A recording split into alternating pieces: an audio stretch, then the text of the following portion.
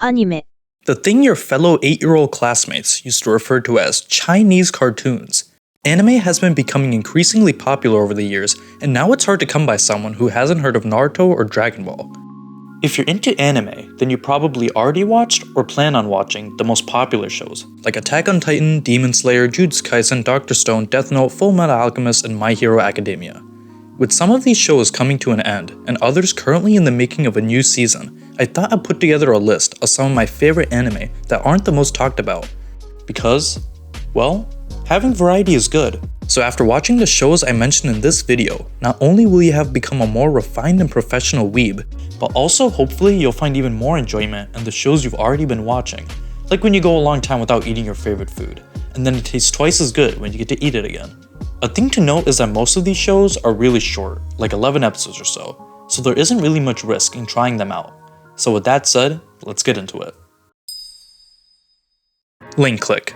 Released in 2021, this anime is here to take you back to your haunting memories, or maybe just mine, of being ridiculed for watching Chinese cartoons. Because, well, the show is Chinese. Oh my god! We started watching the show because the intro randomly showed up in our YouTube recommended, and we were like, wow. The show has a unique painting sort of art style and backgrounds, and the soundtrack comprises of a bunch of sick lo-fi beats that do well to set up the mood. The story is about two friends that are as straight as boards, who work together to fulfill requests from clients that include visiting the past through photographs and completing various tasks.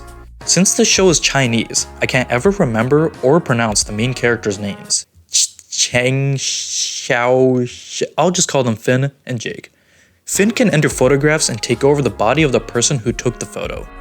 Jake has a 360-degree Google Maps view of the photos and communicates telepathically with Finn while he's inside the photo. What makes these jobs interesting is that Finn is very empathetic towards others, which causes him to make some interesting and risky decisions to fix the people's lives he's taken control of while in the middle of a job. If you need more of an incentive to watch the show, then go look at that intro.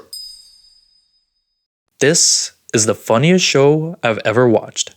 And I'm not talking about the typical butt stabs or weird inappropriate jokes, although there are some. But this humor is for the refined gentleman.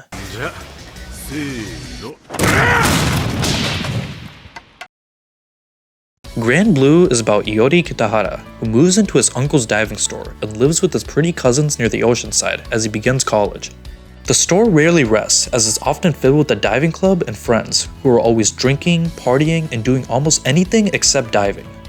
What I find really unique about this show is that the main characters are all just college students studying mechanical engineering instead of your typical middle school gangster I don't know what the heck they're doing with their lives type life. Iori finds himself befriending naked buff men, incredible anime fiends, and more of just the strangest people. And these characters find themselves in the funniest, most unique situations that I don't want to spoil, so I'll just leave it at that. Because this show is on Prime Video, it's easy to access for many people, and so if you want to brighten up your life, I highly recommend giving this show a watch.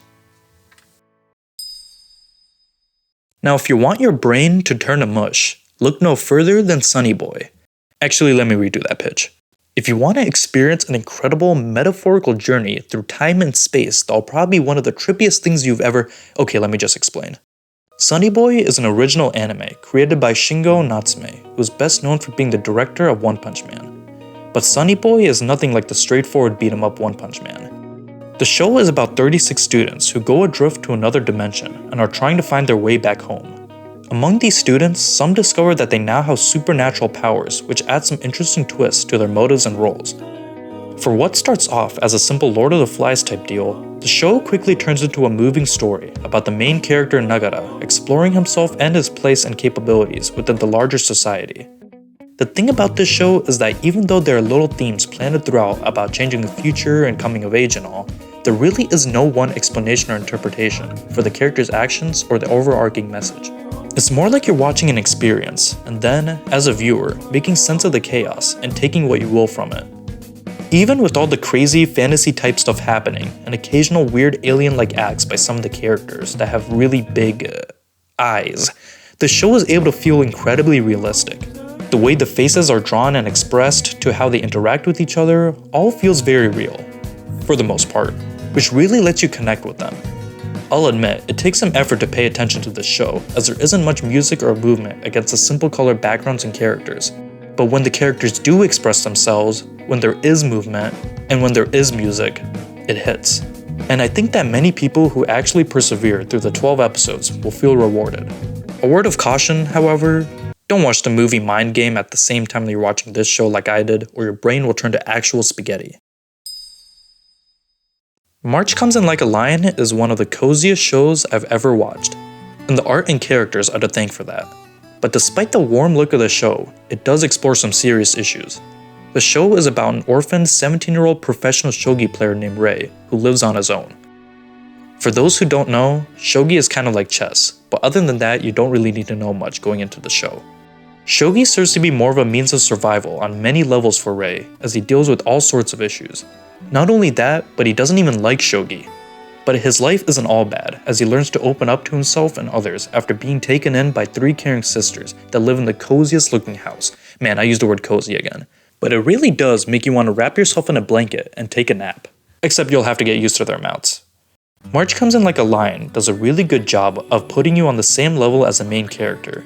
You see his routine of getting the same drink before a match, get to experience a good amount of his hours-long matches, see him at school dealing with some pretty practical issues such as low attendance, and share moments of peace with him as well.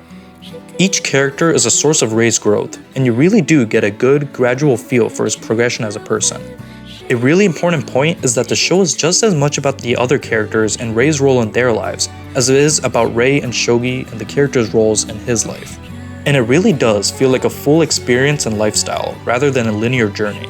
It's hard to explain, and the show is longer than the others on the list, but I do think it's a good one to watch. Tatami Galaxy is an 11-episode, jam-packed, crazy and hilarious journey about an unnamed college student searching for the perfect campus life.